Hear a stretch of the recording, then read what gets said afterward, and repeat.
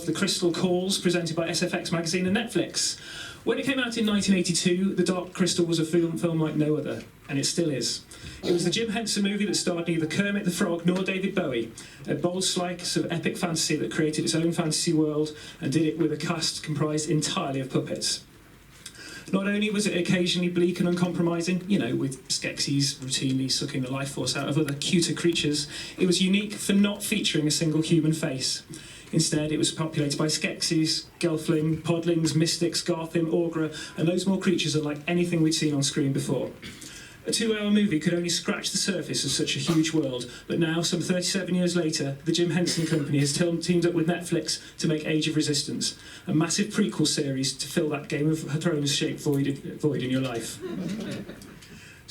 But the best thing about being here today, of course, is that after the screening of The Crystal Calls, behind-the-scenes documentary, we have a Q&A with the legendary creature and costume designer Brian Froud, who's returned to work on the new series.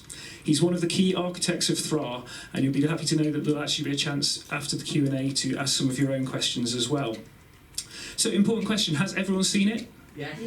Watch to the end. Now, we're going to try and avoid spoilers anyway, just in case, but I'm assuming you have seen the original movie, because anything in there, I'm assuming, doesn't really count as a spoiler. 37 years, okay.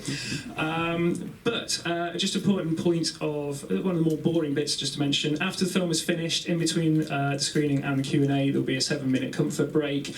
If you don't want to get up, you don't have to, and there will be trailers to fill the gap. But first, sit back, take yourself back to Thra, and enjoy The Crystal Calls.